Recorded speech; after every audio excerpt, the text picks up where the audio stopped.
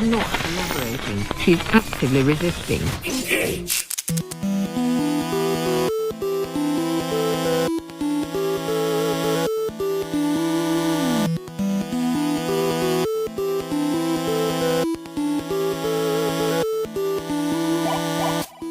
Citizens of Earth, gird your loins and open your minds. You have now willfully submitted to the Party for Prosperity and Supervillainy.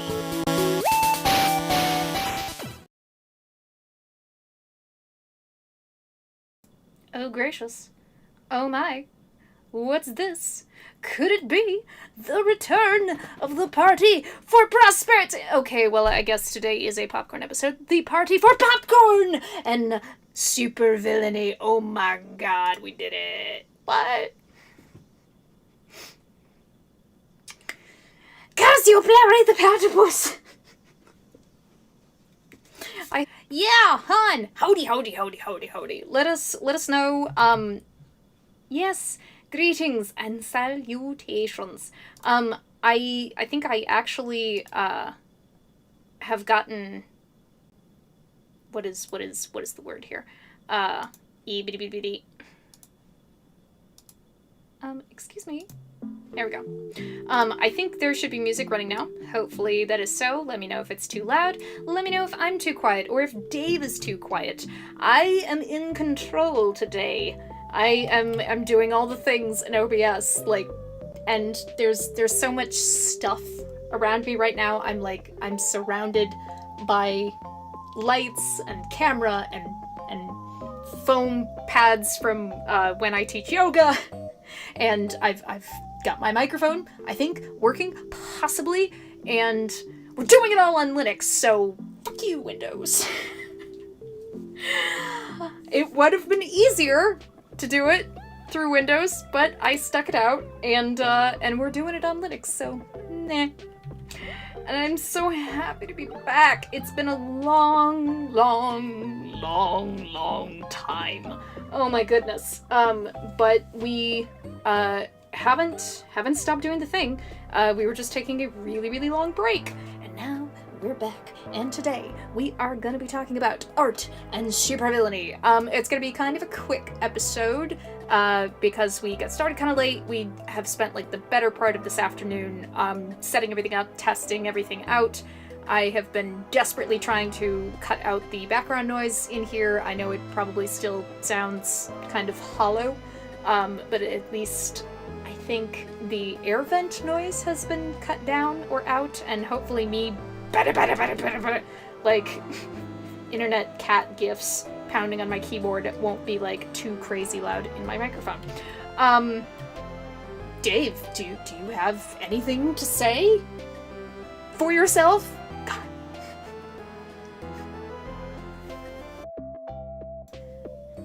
Ebbet, it's not unusual to be loved by anyone. Try talking now. Look, when it... Hey, Okay, can I be heard with any degree of luck? I can see your Han? audio bar moving, so... Han, can you hear us? Okay. Han Pritchard, can you hear us?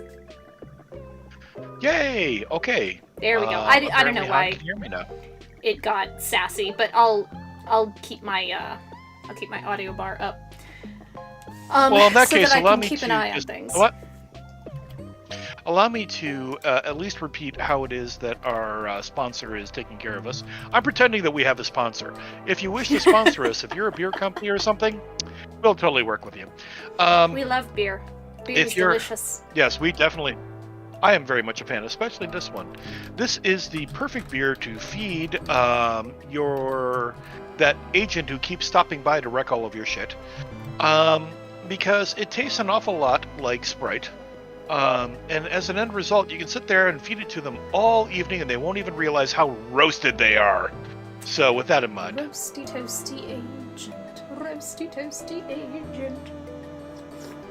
Schloss Eggenberg Radler. That is my story and I'm sticking to it. Eggenberg. Okay, so today, for this episode, since we didn't know whether or not our broadcasting Figgledy faggedy foo. Don't ask me why that's all the that noun shit. I chose, but it is. We weren't Typical sure the words. whole setup was actually going to broadcast. With the sound, with the audio, and the video, and the giggity gotta giddy goo. So I actually don't have any notes for today, but art and supervillainy are two things that the good doctor and I think can talk about forever. But what we were talking about as we were Until kind the of... end of time. Until the end of time, yes. What we were talking about before we actually went live was something that I've been working on for about the past week, and it's something that's been like floating around in the back of my mind ever since we started this show. Because I think both Dave and I have, for a very long time, had this kind of amorphous idea of like being supervillains, but like using our supervillainous powers for good. But then that brings up all kinds of questions. It's like, but then how are you not a villain? Doesn't that make you a hero instead? Digging into like the differences in like language and meaning and all that, I think is really cool. So we've been discussing that a little bit, and also it has a little me like trying to properly write this out and define it all in a very like Oxford English Dictionary sort of way. Is also partially due to the other show that I'm on with Dave, which the YouTube channel the YouTube channel is called The Lost Blokes, where we are typically reviewing movies. Would you say like at least 60 to 75% of the time they are scary movies, horror movies? Would you say? Yeah, by and large, it's either... Yeah. We are very much a group of genre freaks, so long story short. We have an awful lot of horror films, science fiction films, fantasy films, because and that maybe tends to that's... be kind of our jam. Yeah, maybe that's the better way to put it. It's a genre movie channel with a penchant specifically for horror. I don't know if there's been more fantasy since I have joined the group, but I feel like that may be the case because Mad Hat likes whimsy. Mad Hat likes whimsy. Yeah, but I think also we are all, as a group, huge fans of fantasy as a genre. So long story short, We're all giant nerds. I mean, yeah. Anyway, let's be perfectly honest. I met John Kadolf through a D&D group. So long story short, that of had course, an impact. of course. Going back on my tangent again. The part of the reason that I'm trying to define supervillain and like what it means to us here at the Party for Prosperity and Supervillainy, or in today's case, the Party for Popcorn and Supervillainy, is because on that show, each of the four of us, currently four, who knows how many it will be in the future, because it was 2, and then it was 3, and then it was 4, everyone but me has an area of expertise. Let's see, John is the mythos expert. Dave is the squishy expert, which basically means, well, you I think could define that better than me. What does it mean if it is squishy proved? Squishy approved is basically we took reality and made it just a little bit more squishy. Kind of like some people sit there and view reality as a concrete thing that we all live in. I tend to view reality as sort of a taffy that needs to be pulled into the proper shape. Yes. So a lot of times that'll show up like in kind of a psychedelic trip in a movie, or like there's interdimensional travel happening, there might be time hops happening, things are just a little bit off, and the planes of existence are turning into this sort of layered ice cream dessert like Viennetta sort of thing. By the way, there's a shop in town called Chippy's that sells specifically British, but like UK products in general, and apparently they what is it? Not Goodrich. there's some other ice cream company that's called like Feel Good. It's not Goodrich. I don't know, but they started making Viennetta again. Like I haven't seen that since the 90s, and as soon as I saw it, I was like, they have Viennetta, and it's new. It's not like 20 years old. I need it now. So I have Viennetta in my freezer now, and I'm so happy. It's the dumbest thing. Like it's basically just a block of ice cream that's somewhere between soft serve and like harder, heavy butterfat ice cream, with a lot of air in it. I don't remember the specifics of what makes ice cream. But and then there are like thin layers of like crispy chocolateness. Yes. Anyway, nothing to goodies. do with anything. That's the squishy expert. It's Viennetta reality. That's what I'm calling it from now on. Yep.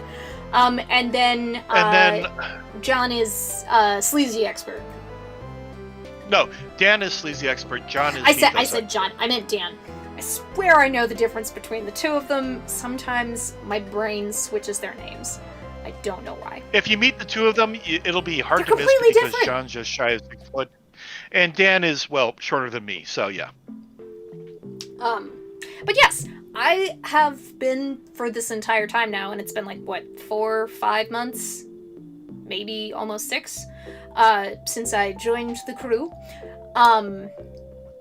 And I have been, like, going back and forth and like, well, what's my area of expertise? I don't know, man. I talk a lot about the queer stuff and the social justice stuff.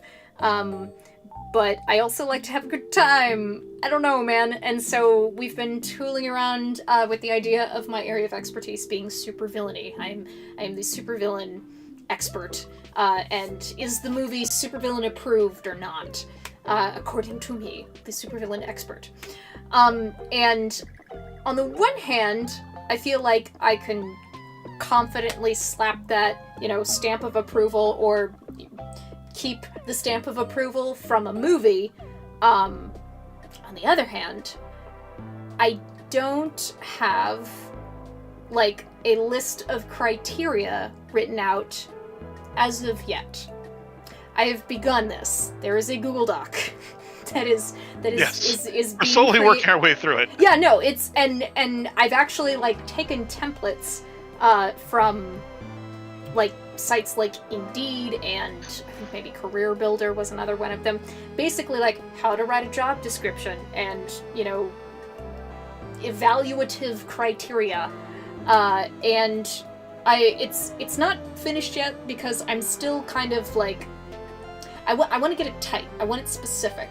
I want it to hold up to scrutiny, if you know what I mean. So like I'm basically developing a I don't know if we call it a philosophical theory, a philosophical method, but like that stuff is fun for me to talk about, but I didn't go to school for that, so it's going to take me a little bit more time than, say, Natalie Wynn or Abigail Thorne, who, have a part of a philosophy doctorate or master's. They have a philosophy degree. Or rather, Natalie has part of one, Abigail has a full-on one. So yeah, it's going to take me a little bit longer to nail down all the specifics, but we're working on it, and like things are becoming more clear, and this is great. It's good for the party because specificity is what you need to be able to actually have a conversation with people about this stuff rather than just say, no, don't be mean to this group of people because it's mean, and instead you should be nice because it's better that way. That's not very convincing. My particular supervillain, I should say, method of dealing with the world is, and I've said this on stage numerous occasions, is I always say that I can walk up to somebody with my hand open, so that way I can sit there and we can shake hands and do the whole thing, knowing full well that if it's necessary, I can close it and put use to that way. If I offer my hand, I thought you were going to go say, you would be smart enough to take it. I extend an open hand so that I can either shake your hand or slap you across the face. I thought that's where you were going. Slap the shit out of you for all the dumb Keeps things you out of you do. prison. Don't quote me on that. Yep. You know, there have been plenty of moments when I'm sitting there looking at other people going, okay, are you actually going to be worth the experience of the bail money necessary for the shit I'm about to lay on you? And maybe that's just me. I just wanted to tell Han, I suppose I can just say it. Han, thank you for checking in on the music for us. Also, on the list of the funnier moments of my life was, I have to pass this story along before we get too far into it. On the list of the most surreal moments of my life was getting a message from my goddaughter saying, hey, I just ran into a friend of yours at the Vortex party. Vortex is a group that does BDSM play parties in the Omaha and Des Moines area. Yes, then I got a message. Yeah, and then I got a message from the friend of mine saying, hey, I just met your goddaughter. And I'm like, oh, God. So then later on, I realized I attended one of these play parties and saw somebody there that we both know who I am not overly fond of, and said, okay, here's what I need you to do. I said this to my goddaughter who was attending that party. If this person approaches you and says, do you want to play? Tell them point blank that Dr. Zodiac will literally knock your ass stone cold out if you get close to me. Oh, no. You know, Supervillainy has its dividends, especially in the capacity to sit there and threaten people who should know better than to mess with people close to a fucking supervillain. Perfect. But also, I mean, yeah. Well, I mean, that's something that you and your godchild can discuss together, as far as like, yeah, you know, she can say, yeah, that's nice. Fuck off, Dave. I do what I want. Yeah, at the same time. But also, I know that you want to protect her. Or yeah, maybe, mostly it's a matter of sitting. Now, by and large, I'm like, I want to protect her. You can make your own decisions, but that particular person, ask me offline. You'll know who it is. It's the sort of person that's like, if you approach this person, if this person approaches you, just tell them point blank, Dr. Zodiac will stone cold knock your shit out. Just saying. Having a weird reputation has its moments, I'm just saying. Yeah. I wonder sometimes, like, I can't imagine that people talk about me when I'm not present all that much, but when they do, I do wonder what they say. I'm always shocked, honestly, when someone recognizes me, but the only context they've ever known me in was because they saw me in a show. Like I didn't, you know, say hello to them personally after the show or anything. They're just like, hey, you were in that thing. And I'm like, oh yeah, that's right. I guess I was. How the did you recognize me? Because I look nothing like I look right now. I don't know. I feel like I look very different from like show to show to show, and yep, medium to medium to medium, versus like, you know, me going to the grocery store. Yeah, to me, I don't know. I think that there's an element of, like, there are people who, back in the days when I was LARPing on a routine basis, who still refer to me not so much as Dr. Zodiac or Dave as Jamie, who was the prince of the city for about 3 years. Long story short, you know, there are times when you sit there and smile going, well, if I'm going to sit around and be recognized for something, at least people remember me for the roles that I played really well. Yeah. I don't know what that thought was.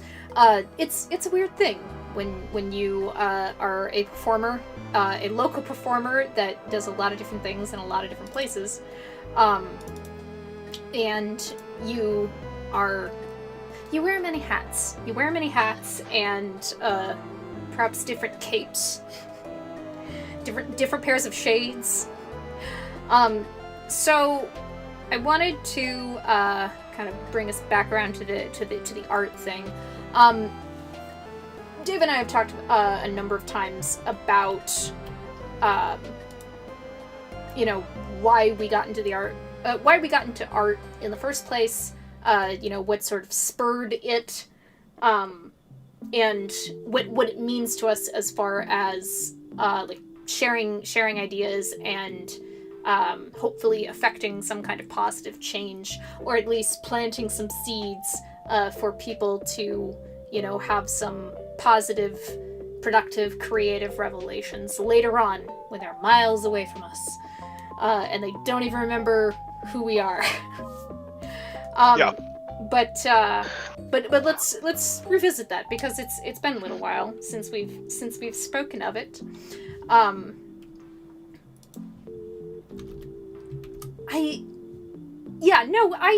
think you were one of the first, if not the first, Parlor Parlay, which is a show that I would like to bring back, by the way, now that I've got all this shit figured out. Yep. Where I was interviewing local art makers and art enjoyers, and just talking to them about what they do and how they got there and what they're going to be doing in the future. And Dave was one of those people. And you spoke a little bit about the various genres that you have dabbled in. You've written some fiction that is published, which I really need to remember to add into the description for a link to that book. And you're working on a sequel? Buy my book, please. I need the money. Yes, I'm hoping the plan was to have it out in September, and then a coworker decided to mess with me. So I'm hoping for October, November at this rate.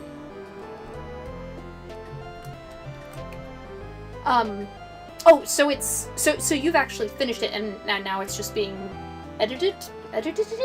Yes, it's being edited at this point in time. We're going to sit down and rearrange a few things, and then there's arguments over how the ending is going to be, so we're going to have to rewrite the ending. So I'm good with that.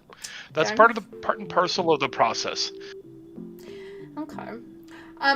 In addition to that, you've also done some live performance stuff. The thing that I'm most familiar with, at least off the top of my head, is the Samurai of Spoken Word. Or did we? Yes. Did we? I know we had a discussion about this once. Are we the Samurai of Spoken Word, or are we the Samurai of the Spoken Word? And I can't remember what we settled on. I think we settled for Samurai of Spoken Word. The entire idea being that samurai, in its most broadest sense and meaning, is about service to fill in the blank. Primarily a liege lord, and our liege lord in this case is the spoken word, the ability to tell a story or tell a joke or read a poem. All those things dial in particularly nicely. We have our own little code of Bushido to go with that. Yeah. Yes. There are things we do, there are things we don't do. Yes. And there are things that we strive for. Yes. And I think a little bit of that energy has carried over into this show. Between the two of us, I know I wasn't involved in that for nearly as long as you were. I mean, you were one of the founding members, or perhaps the founding member, singular. I don't know how you tell the tale. There were, I'm going to go with about 4 or 5 of us were basically the founding members, and then after that it kind of built into itself. That makes sense. Well, as I don't know that I've ever. I know that I've said before, yep, I've done all the art things, many of them across genre and medium and time and place and mental state. I don't know that I've ever actually, just straight up specifically said them on this channel. So, I'll say that real quick. I have been acting since I was a kid, and have done... I've performed in a little bit of local theater. I've done more in my late 20s, early 30s than I did in my late teens, early 20s. In my late teens, early 20s, I was a little bit more focused on doing things that I was producing, or at the very least that I had a heavy creative hand in. At the time, that was what was important to me, but more and more, I'm just look, I can't always be doing projects that are just me, that I've written the music for, that I'm, playing my music that I've recorded, and then I am pushing a button to make lights automatically happen. First of all, it's tiring, and second of all, that's not really why I'm into live performance in the first place.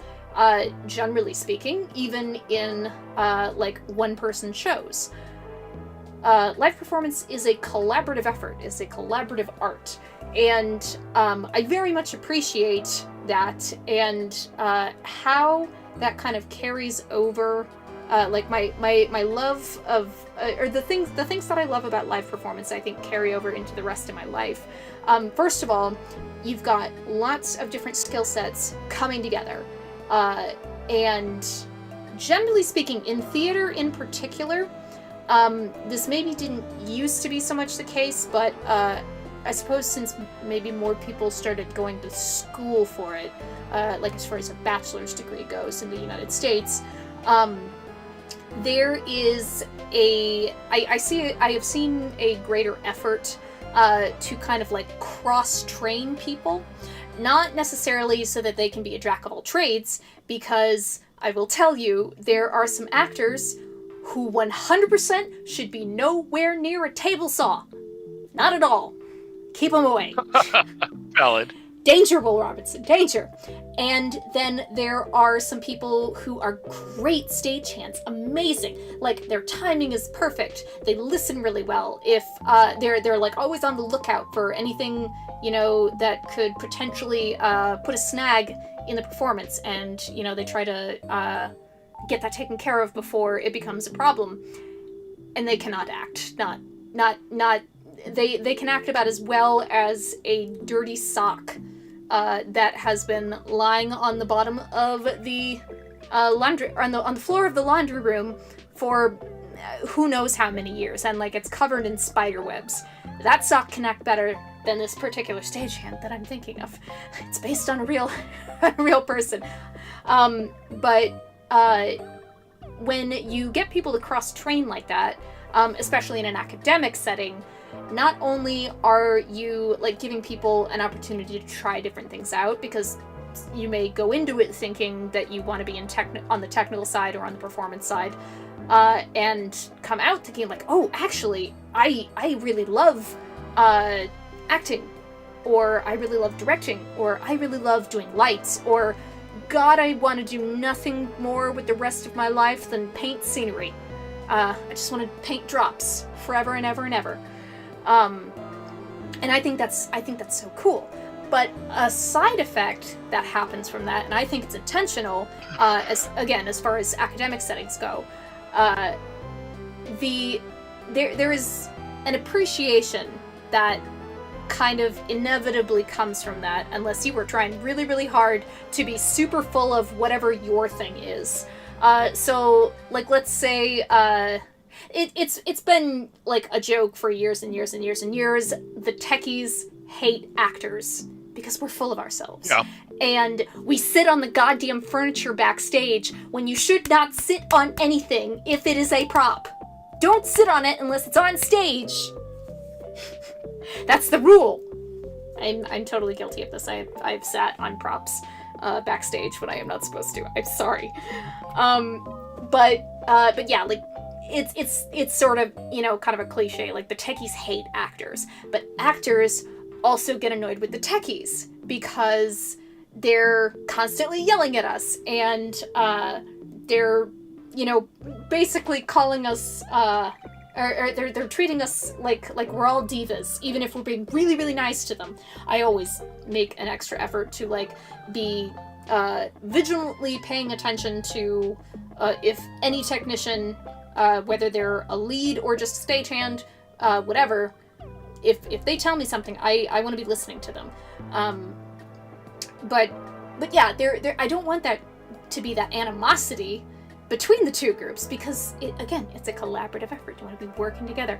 I wonder, like, I need to come up with some sort of like leftist politics, right-wing politics analogy that is like the technicians versus the actors, or even just crew versus cast. And crew could include technicians, designers, directors, stage manager, and like even house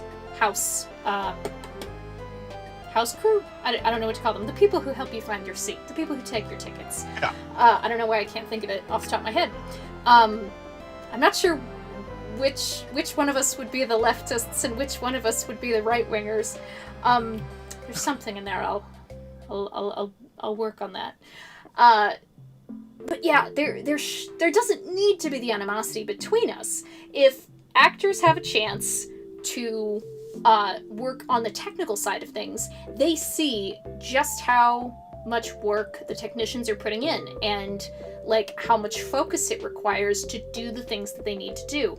And they're there to help enhance the show, to, you know, make it so that the audience is focusing on nothing but well, maybe not nothing, but mainly focusing on the story you're putting forth. And they're not like, okay, I am sitting in a room and I am listening to someone read from a script. That's not a good play, or that's not a good performance. If, say, maybe it's like a live concert or something. Conversely, technicians who have to go through, say, like acting 101, where you'll go through like a little bit of audition technique, how to memorize a script and be able to not just read the lines back and forth with another person, but actually act the scene so that it feels real. Or presentational, whatever style you're going for. Yeah. And when people have kind of that cross-training, I think it's a similar sort of thing like kids who have the opportunity to travel when they're younger, or to go to college, especially if it's away from home. They tend to come out of it with a little bit more breadth of experience, not just from personal experiences, but also meeting different types of people from different types of backgrounds. And I still think that is one of the best things that anyone can do, whether you're just out of high school or secondary school. I can't remember. Han, what is the UK equivalent of high school? Whether you're just primary school, but don't quote me on it. When you're just coming out of that, or if you're my age, if you're Dave's age, if you are, I don't know, let's say 72. I tried to pick like a random older age, quote unquote. Question mark. But yeah, traveling, obviously a little bit less right now because there are other circumstances that are affecting travel. But when you have an opportunity to be exposed to different ways of being, that goes for ethnic background, that goes for cultural background, linguistic background, even if you technically speak the same language, like someone from, say, Northern California, getting to converse with someone from the deep South with just like the thickest, heaviest accent you can possibly imagine. And assuming that they aren't biting each other's heads off, metaphorically, not literally, just hearing the different ways that people speak, even. I think even that is a brilliant way to help you keep an open mind just as you go through life. Because if you remain too fixed in any one position, even if, what's the fucking phrase that they use all the time? On the right side of history, which is all fine and good, but if you sit in that fixed position for too long, it doesn't matter how moral or righteous or just or democratic it is, or whatever, you're still going to be stuck, and you're still going to get stale, and you're going to lose sight of a whole lot of stuff. Even if you experience all that stuff and you still kind of circle back around to mainly where you are, it's still good to do that circling around. It's good to move. I bumped my mic, excuse me. The word fluid is maybe not quite right. I feel like gelatinous is more realistic for more people. I am definitely fluid in my thinking and in the way that I interact with the world, in the way that I receive information from people. I can drift back and forth to a lot of different areas of various Venn diagrams. But I think for most people, it's probably safe to say that it's more realistic to describe it as gelatinous. Like, you know, you can be semi-firm in your convictions, but you can, you know, be a little squishy. Allow yourself to view those different Viennetta layers of reality. All these mixed metaphors. What am I going to do with me? What am I going to do with me? I'm thinking that, you know, what are we going to do with you? We're going to enjoy the mixed metaphors and hope that you put enough spice into them so that way they make some kind of make a really good curry. Ooh, that's yeah. my theory at this point. That's I'm good. I'm currently sitting here looking at a local Indian place called Shahi, and I'm going, God, I really, really want a shrimp korma right now. Anyway, back to I don't know. Korma's good.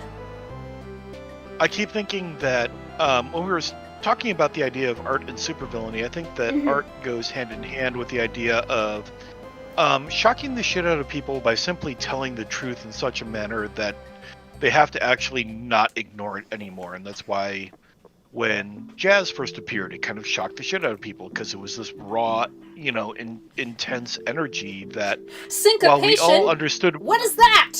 No! It's not the 4/4 time?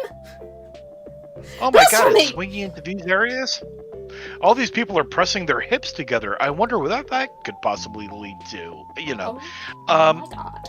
Or, you know, like what I think of as legit, you know, old school or even currently new school outlaw country music, which could be anything from 16 Tons to Steve Earle singing Copperhead Road to...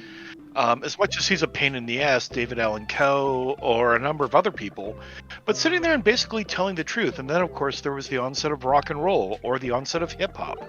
I mean, when Public Enemy hit the scene, that was a huge shock in the So to many me, I pearls think, clutched.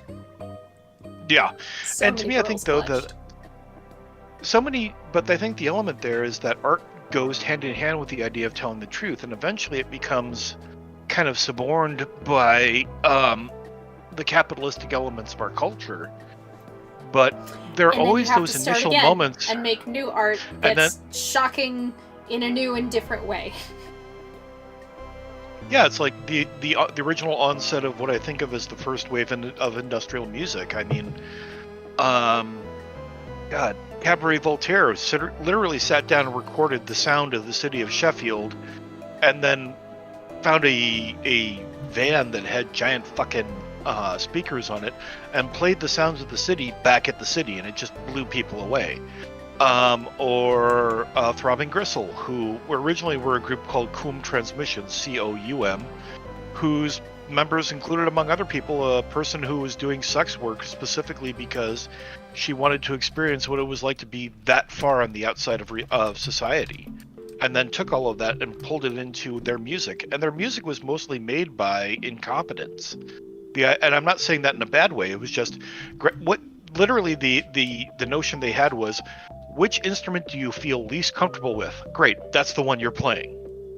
And growing into and then express yourself through it in the best way that you know how, without knowing fuck all about scales or modes or anything else. Just express yourself on it, and then let's make a group, and then we will find some way to make this in.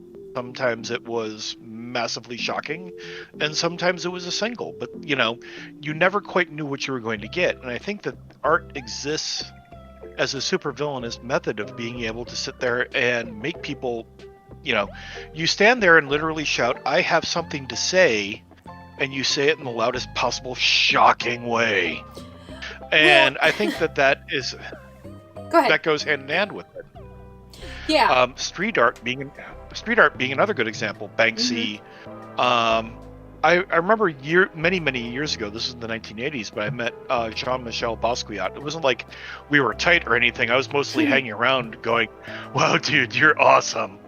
But the thing that made him awesome was the fact that he gave zero fucks what you thought. He was going to express himself in a manner that you knew what the message was. And I think that art exists as a means and a method, and a supervillainous method of being able to sit there and go, I don't care what you think. I'm going to say what I want to say. Now deal with it.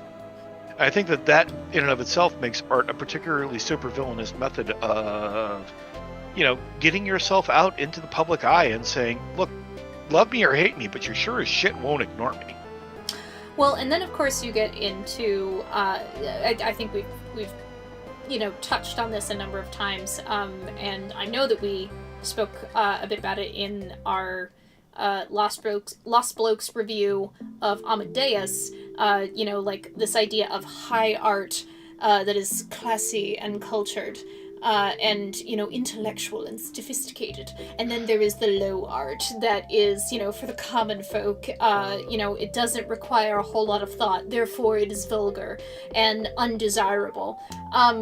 But just like with people, it takes all kinds of art. You need both of them, and depending on the time and the place and the culture, the meaning and the specific evaluative criteria of what is high art, what is low art, what is art at all, fluctuates. It's going to be different all the time.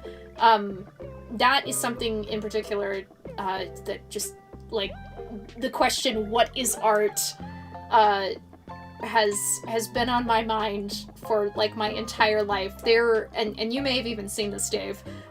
There is speaking of street art, a bit of street art on one of the overpasses downtown that literally says, what is art? And on the one hand, it sounds very cliche, it sounds very superficial and kind of hipstery, but at the same time, it's the fact that it's such a simple, basic question makes it have a lot of longevity, be long lasting. Well, I don't know what words are today. I am not articulate today. But I think that's a great question, and just like, what is justice? I think both of those questions have to be constantly asked forever and ever and ever until the end of human existence, because you're never gonna get a full answer, but that doesn't necessarily mean that you need to just give up.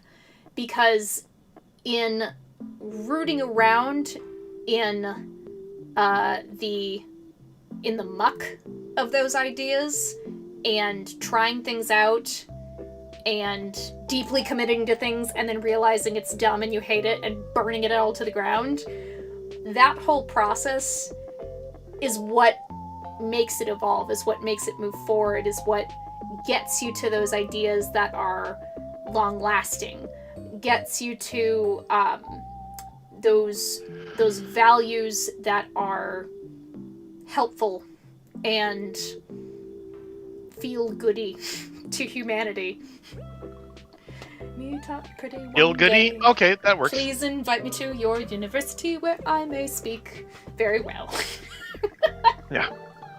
I don't know, I think to me that art is a means and method of self-expression that gets a idea out into an audience. I mean, it could be anything from an image to a song to a spoken word piece or poetry.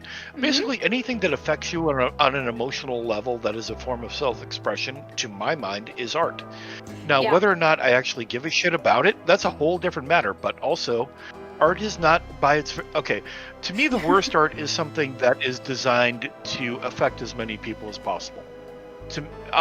When you sit down and you think, what can I do to hit the biggest, broadest audience? I lose interest. Well, but when I'm sitting there and I actually... And at that point, I feel like it's... Go ahead. I'll shoot. Okay. To me, I think that when you're sitting around and you're thinking about how is the audience going to react to that? I mean, in and of itself, that is still a matter of art, but it's the art that affects me the least. The art that affects me the most is how it is that it affects you. Yeah. It has to be, to me, a means of expression of the person making it. I was listening to an interview with Peter Frampton, and he said, it wasn't until Frampton Comes Alive that he actually stopped and started thinking about, well, what does the audience want? And then after that, he said, my writing went downhill for about 2 or 3 records as a result of that. And in the end, the art has to be a reflection of the artist. The art has to be a reflection of the person making it. If I'm spending most of my time wondering, gee, how is this going to, how will the audience react to this? No, it's my vision, it's my idea, and it's my song. Like it or lump it, but it's still me. And I think that is the most affecting art. And that's my particular sense. But that's also my particular sense of taste. Other people sit around and live to, hang out and be in that space where it affects the most people. Rock on. Do what you need to do. But for me, I think art that is the most affecting to my particular sense of taste is something that makes me feel who the artist is, which is why I love Steve Earle, but I couldn't be bothered with Garth Brooks. And I think that's kind of a key thing there. I love that you bring that up, as far as what is affecting you personally, what is truly reflective of the person who is making the art. For me, it's always kind of been like it's a little bit of everything. Like, if it's art to someone, it's art. Do I like it? Maybe not. I don't know. But also, art, this idea that, art always has to be, compelling and, deeply intellectually stimulating. Rick and Morty is art, okay? Rick and Morty is disgusting, and even in the times where it is literally just absurdist nonsense, it's art. It's beautiful art. Because in addition to prosperity, you also need popcorn. We need popcorn to live. That is why I bring up that word so much, not as literal popcorn, but the world sucks, okay? The world's on fire. Yeah, but life is horrible, and every now and again, you just need to sit back and you need some popcorn just to make it through the other day. It's how you reset. It's you gotta give yourself a break. You can't always be on the what is justice track. Sometimes you just gotta be like, what fart noises are the funniest on a Tuesday? Yep. Yeah, but at the same time, I mean, as much as I sit here and I shit on, pop culture art in terms of how to affect an audience, I will also freely admit that when Avengers Endgame came out, I lost my shit so many times during that film because there were so many films leading up to it, so many plot lines and so many character things that lined up with that. That I alternated between jumping out of my chair and crying my eyes out. But to me, that's also it's very affecting. There were so many stories and so many great moments in there that you had been spending a long time doing it. Yeah. But I think that also goes hand in hand with the person who was overall running the show, Kevin Feige, who sat there and found people who were like, express yourself through this story. The guy who directed Doctor Strange. I think he directed Sinister and a couple of other films prior to that, but mostly he had been doing relatively low budget, and I smile when I say this. Low budget in Hollywood, I mean, like a $10 million film is low budget. I know who, what's right? What's it like to have a $10 million budget? Do I ever want to know? Jesus, I would like to I find think I out. might implode if I had that much money to work with. Yeah. I'm not saying I wouldn't accept it. I would try, just to see what it feels like. Yeah, I would give it a swing. But to me, I think he made I was listening to an interview. It's actually on a podcast that it's since morphed into Colors of the Dark, but it used to be called Shockwaves. And they were interviewing him, and he said, yeah, Kevin Feige approached me and said, hey, sit down and tell me what your take on this film is. And then a week later, I found out he'd greenlit the film and gave me $200 million to do this film. And what lunatic gives me $200 million? But in this case, I think that one of the things that makes the Marvel films work is the guy who is running the show finds the person who is most capable of expressing how to tell that story in that context. Right. And to tell the Doctor Strange story, he needed the guy who did Sinister. I knew that I had a strange feeling that the whole MCU was going to work out when the first person they picked to be a director was Kevin Favreau, who was mostly known for doing very character-driven films. And he made a film that was about the character of Tony Stark. Because the mistake that you make when you're trying to tell a big story is to try to tell the story about the guy, about the suit. The story is not about the suit. The story is about the guy in the suit and the conflicts that suit gives him. Mm. And I think that's why it worked, and that's why, to a degree, DC hasn't. The ability to sit there and pick as much as I hate to sit there and laud, big corporate art, in this case, they found the right person to hit the whole goddamn thing out of the park. Yeah. Because he just understood because that it's about something is popular doesn't necessarily mean, like, that, it's tasteless, hackneyed garbage. It sometimes, every now and again, something that is widely popular, that is very mainstream, that has, like, a whole lot of dirty money behind it, turns out to be something really special and really good. It happens. Yeah, as much as I have my issues personally with some of the stuff that J.K. Rowling has said, let's be perfectly honest. Harry Potter was a really, really affecting piece of work, and it hit. It and I think that tons it's also of people. Yeah, and you know how I feel about Joanne. I'm with you on this. Or rather, about Joanne's behavior. I don't know her as a person, so I can't make that assumption. I'm not a fan of a lot of her behavior. I absolutely understand that. But again, here's where we separate the art from the artist. The story is amazing, the characters are amazing, and they're engaging. Mm-hmm. On the other hand, I'm also the person that sits there and will happily talk your ear off about Tarkovsky films, the Russian director who did... sorry, like I said, I've been drinking since 2:30. Hold on for a moment. Who has done a number of really good science fiction films back in the 80s, and he was a director from the Soviet Union. And he is the classic art house director who held shots for way too long by anybody's standards. Yeah, but they're beautiful shots, and God damn it, I love them. I can't remember what YouTube channel it is. Tell me if you can think of it. He does stuff like a few times a year, and he did one within the last year.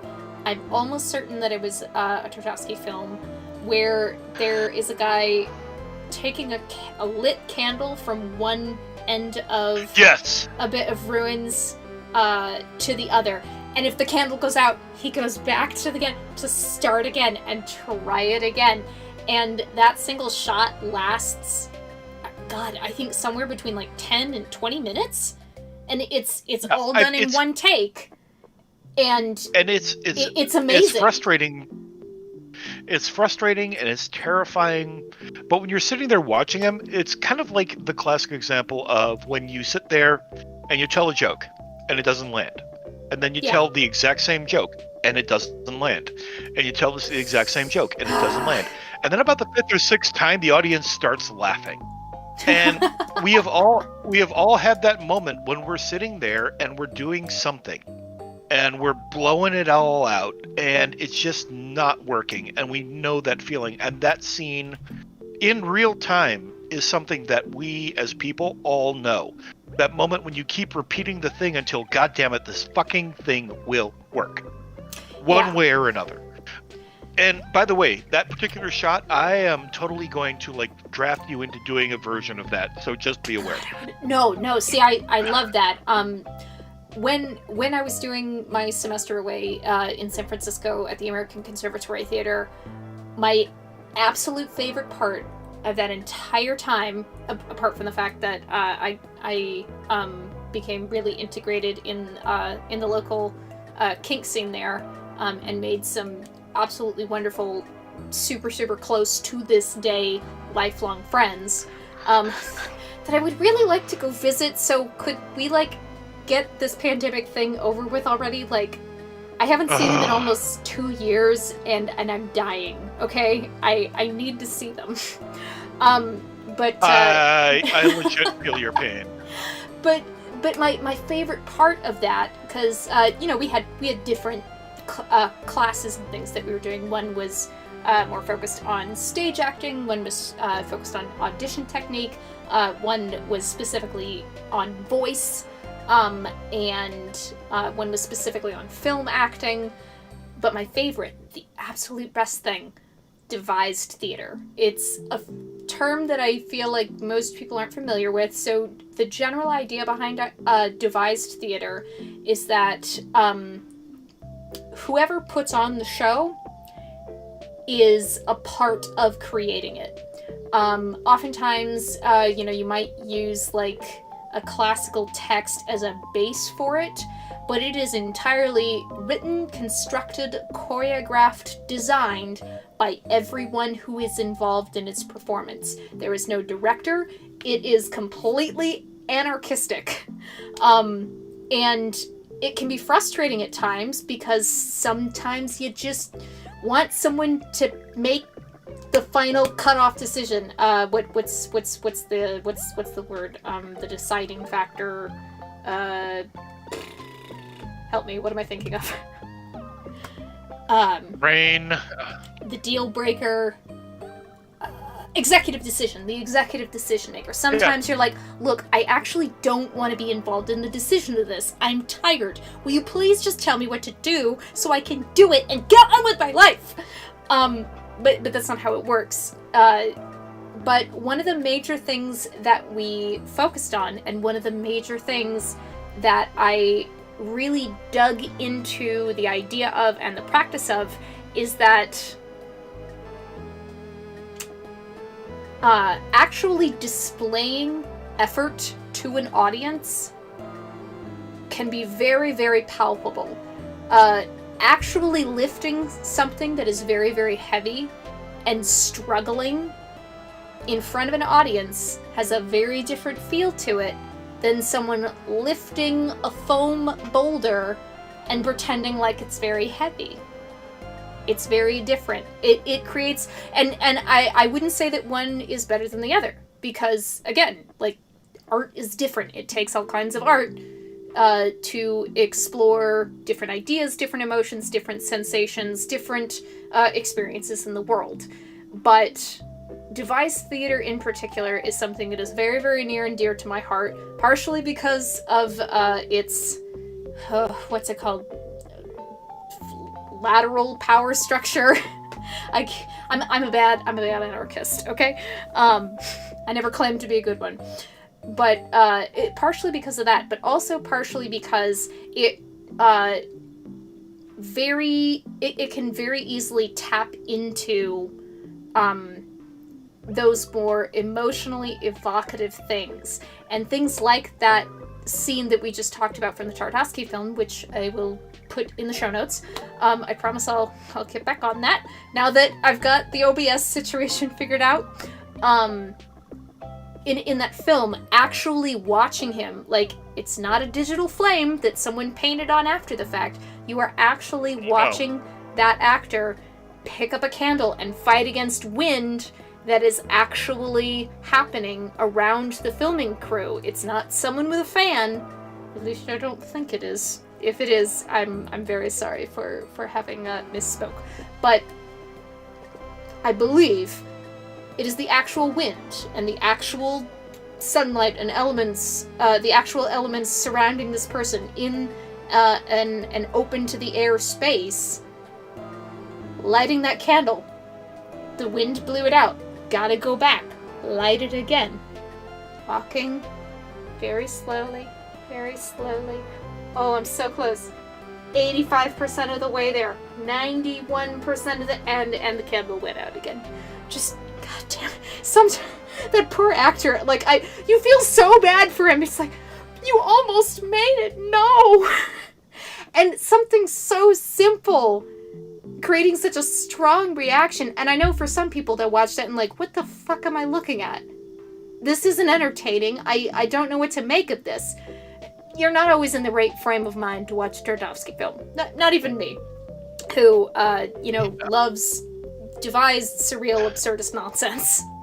But I think that's part of. I think that's the relatability of it is that once you get past that element of what are they trying to say, we all know that feeling of trying to do the thing and then fate with just the briefest burst of wind fucks you, and then you've got to do it again and again and again, until eventually you're like.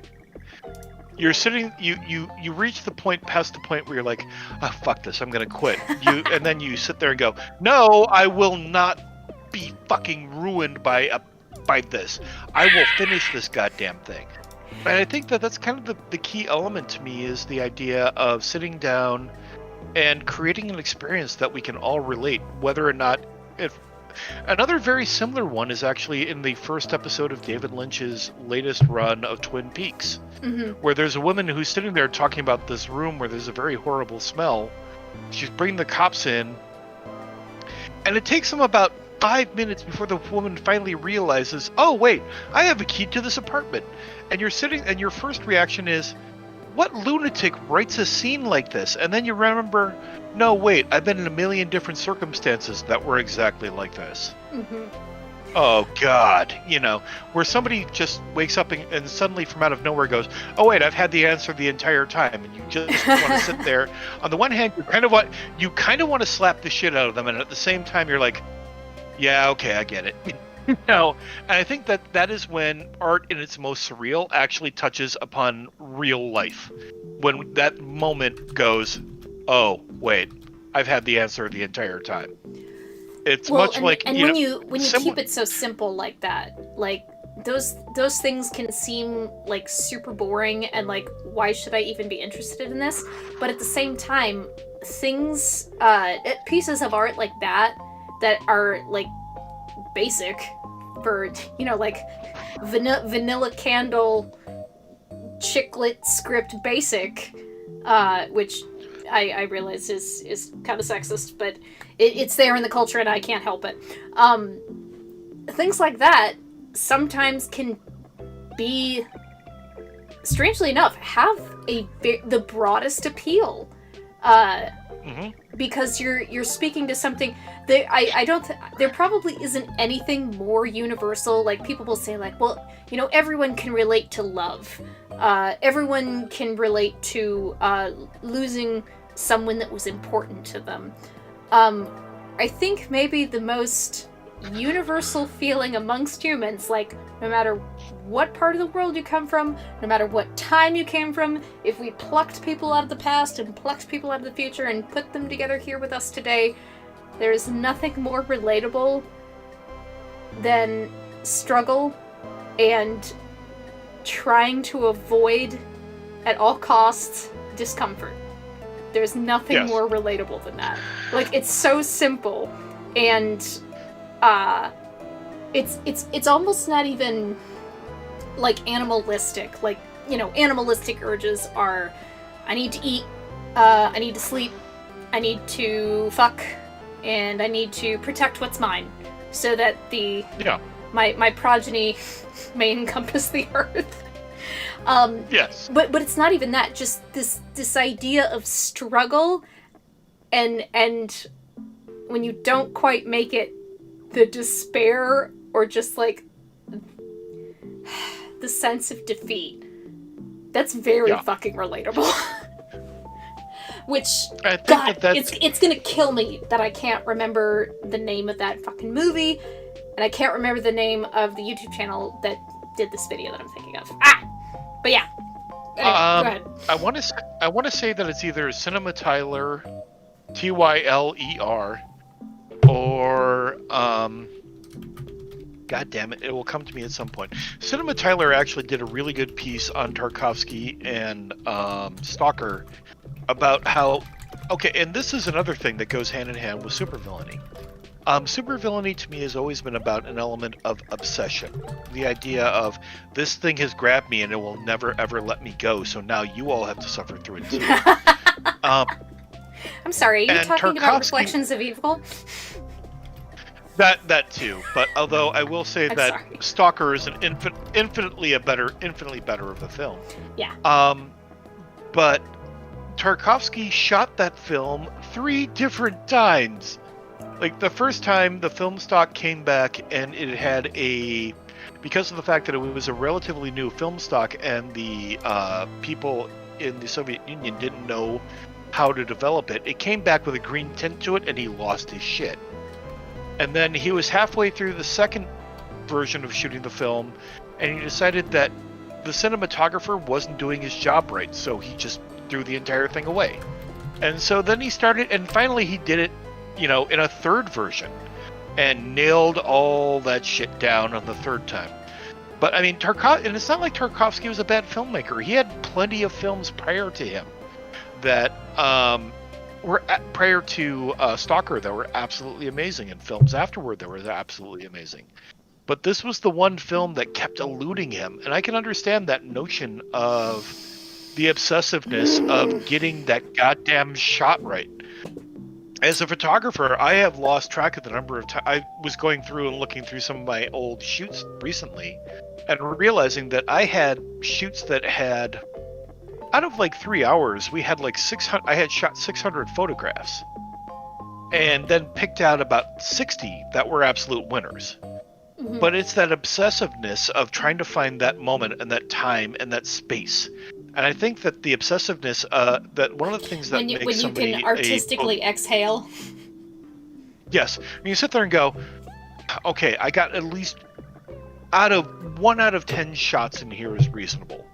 I remember talking to one of my photography teachers, and this was back when we were doing photography, and he said, and photography at that point in the school that I was going to, the first set of classes you took were all shooting on film. Mm-hmm. And he said, if you get 2 shots out of a 32 shot roll of film that are keepers, you have a winner. Yeah. And I went, oh, note made. And that's the key part. If you decide that you want to make art, then the key part for you is to sit there and obsess over getting the goddamn thing right. That's why I've been fighting over this last fucking novel now for barring all of the issues that I've had with work and other things. I'll realistically say for 2 years I've been sitting here racking my fucking head to make the damn thing work. But get it. that's the point. The point is to sit there and fight with yourself until you get the damn thing right. It's an Existence obsession. is struggle. Embrace it. Yes. But to me, though, I think that's both the curse and the enjoyment of both art and supervillainy when you take them both into context. It's the idea of, I want to make this one goddamn thing perfectly. Mm-hmm. And every artist will sit there, and when you sit there and go, this is your absolute masterpiece, the artist will sit there and go, thank you very much, and still obsess over the things they thought they got wrong. This is Because why you're I am always- not allowed to draw in pencil. I draw in Yeah. ink, or I literally have drawings that I started when I was in grade school that are in pencil that I have continued to erase bits of and improve upon over the years. It's silly. Yep. I don't draw in pencil And- anymore. And to me, It's I think not always going to be that, perfect. though, It won't. But you're going to try. Yep, but to me, I think that goes hand in hand with the Buddhist notion of that perfection is ultimately unattainable, but it's the Mhm. thing you strive for. Exactly. I am constantly, every artist, and I think every supervillain is fighting uphill for a vision of what they want their art or their world to be. And in the end, I think that it may not be attainable, but you never ever stop trying to get the goddamn thing right. And to me, that's always, when I'm sitting down and I'm writing, or if I'm sitting down and I'm working on photography or a piece of film, it'll never ever be perfect. Nope. But the fact that I'm striving to make the goddamn thing right means that it'll be as good as it possibly can be in the prism of my own vision. Yeah, it's one of the things, I won't go too deep into this, but one of the things that I've heard some people, argue about what is art, is can it be art if there is no audience other than yourself? Like Emily Dickinson Every artist shared is their none own of worst her critic. none of her poetry, and then suddenly it was considered fucking brilliant across the board after she was dead, but she didn't want to share it with anyone. So, but I don't know. I think art can be both for yourself and for other people. It'll probably mean different things, but once you release it, especially with something that is very set, unless you go back and produce like various master editions, director cuts, something like film. Film is there forever. It'll be the same way until the end of time, unless you make edits and release that as a different cut. But then that will be forever set in stone. Whereas something like live performance, it's going to be a little bit different every time, even if you're singing the same songs, doing the same dances, reading the same lines, etc., etc., etc. And even if, like, something that actors will sometimes nitpick over is if you're, like, delivering a line exactly the same way every time because you like the way it sounds versus how you're reacting to the other person. I have multiple thoughts on that, but it's going to be a little bit different every time. I've sort of lost track of where I was. Go ahead, because I don't know where that thought was going. I don't know. I think that part of it is that if you're... I mean, how many... The classic story of, I think, Vincent van Gogh, when he was still alive, sold 2 paintings. Now we all view him as one of the truly epic masters of art, and for good reason. But in the end, I think that any artist who is not their own worst critic probably needs to go back and review their work. And that's just my own particular take on it, but you have to sit there and both love and hate what you're doing. You have to love the act of what it is that you're doing, and you have to hate the absolute outcome because you're like, but it still doesn't have that one thing, that je ne sais quoi. That thing, that thing that sits there and you sit there and drive yourself insane trying to achieve. And I think... Go ahead. No, go ahead. I have a thought to follow up on the specifically je ne sais quoi. Yep. But to me, I think that that's kind of the key element, is the idea of the drive in and of itself, is that idea of trying to reach for the next thing. Well, this one didn't work as well. And you try every bit as hard for the next one to be as good as it can be. Mm-hmm. By the way, my dinner's arriving in about 15 minutes, so we're gonna have to wrap it up relatively soon. It was getting a bit to be about that time anyway. I had a few final thoughts. Specifically, you mentioned again that kind of technical obsession on the part of the artist. Georges Seurat, it's hard to say French words today. And other words, English words, any words. I cannot language. Georges Seurat is known for creating the painting technique known as chromoluminarism, also called pointillism. Most people will recognize that painting a Sunday afternoon on the island of Le Grand Chat, and not only is the historically true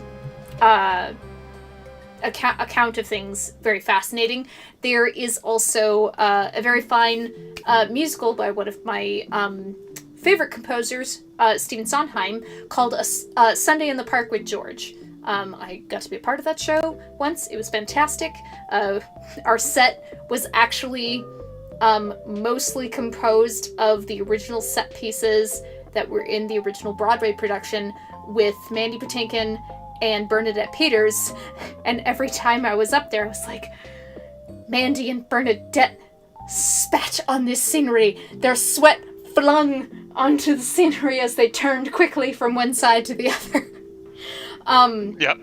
But they're, shoot, I can't for the life of me think of the name of the song, but there is one really great piece of music where Georges is just obsessively trying to get at this particular technique, where he is kind of combining what he knows as traditional art techniques and what are considered like, you know, actual art in his day and age, but also combining it with these new scientific ideas of how the human eye takes in light and color and how it puts together a picture. And like that's what pointillism is, and like that's basically what you get when you print a piece of paper. It's not printing just one color, it's printing tons and tons and tons of tiny little dots full of different colors, of different saturations, of different shades and hues, and when you back away from it, your brain puts it together into this picture, as opposed to just seeing a bunch of different colored dots. And that was what he was striving so hard. Like it's amazing. If you ever have a chance to watch the filmed version of the original Broadway production, I highly recommend it. It's very good. Stephen Sondheim's a fucking musical genius. If you're into like the mathematical side of composition, you will love listening to the music for this. It's fascinating. I'm not terribly huge I'm not terribly skilled when it comes to music theory, but even just like observing it and listening to it and learning about it is very fascinating. But yes, so Georges Seurat was another artist who was not appreciated in his time. Many people mocked him and said that his work was banal and just like far too technical. It had no feeling to it. And again, like what is art changes and fluctuates throughout time and space and culture, and it always will. It always has been. It always shall be. That was the end of that thought. I did have one more thing. Just kind of the general idea of like, you know, what is good art? What should you always be striving for? Sometimes it's just fun to make stupid things. Sometimes bad art is fun and fulfilling. I will give an example of me personally because I'm horribly self-centered. That little short video that I did in a response to a Natalie Wynn tweet. What is it? Disney giving us Veil-tail Goldfish Galpel Realness Gorge. Stupid little thing that has no bearing on the wider breadth of human experience, but it made me so happy, and I spent about 4 hours making that like 20-second video clip because it made me happy. It made me happy to make the timing of the music and the crossover video clips and the captions that were being displayed, making the timing just right and adjusting the angle of things just so it fed my soul. And it's the dumbest fucking thing that pretty much no one will be able to relate to. But kind of like you can make a list of the number of like hit singles that were written in about 20 minutes. Yeah. You know, sometimes the best moments happen when you're just sitting there going, I give zero fucks, this is who I am, and now you get to deal with it.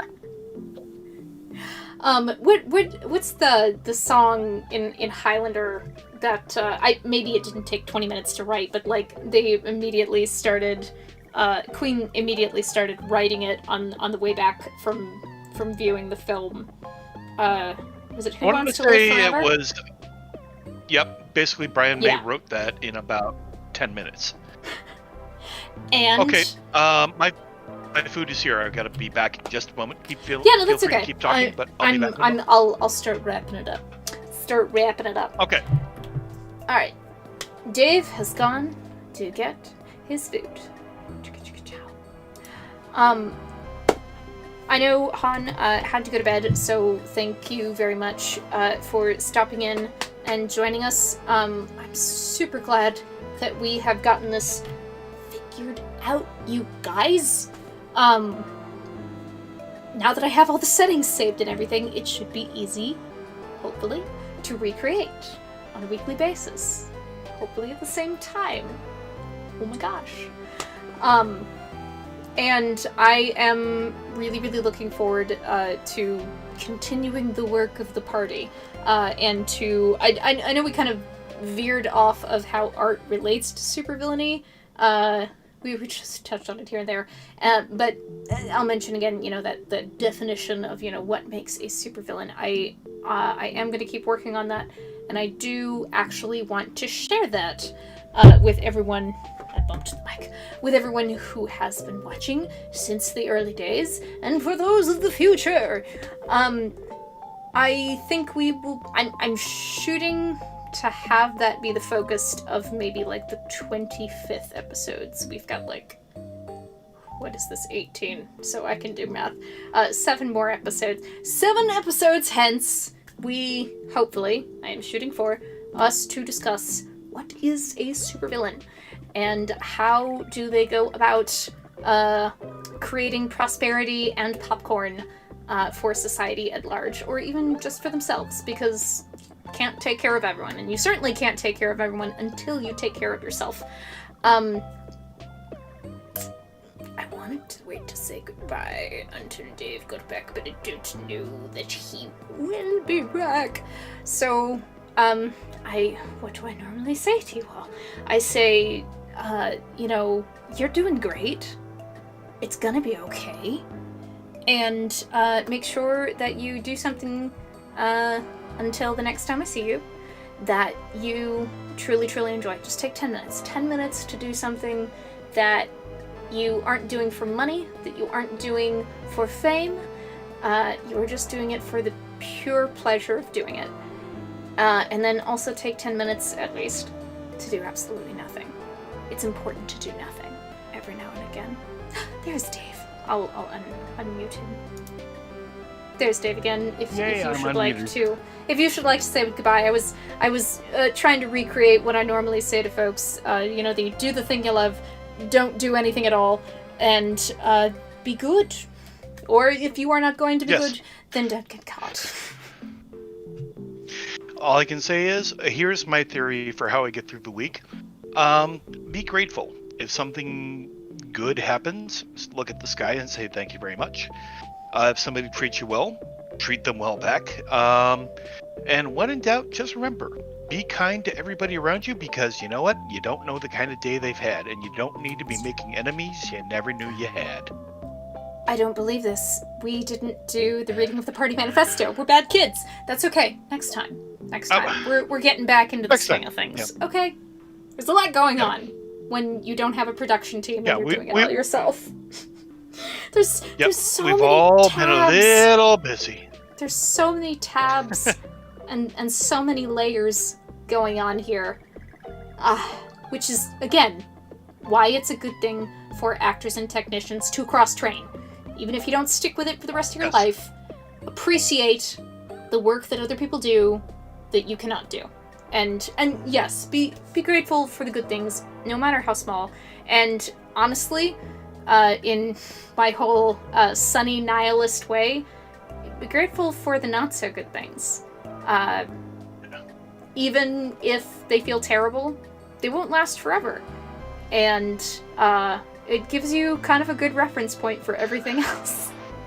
That being said, I want good things for all of you. Whether or not we agree, whether or not you like me, I want good things for you. And I want you to be generally happy with life and fulfilled and all that. So everyone, please have a good weekend. And we shall see you. Dave, do you know your schedule for next week?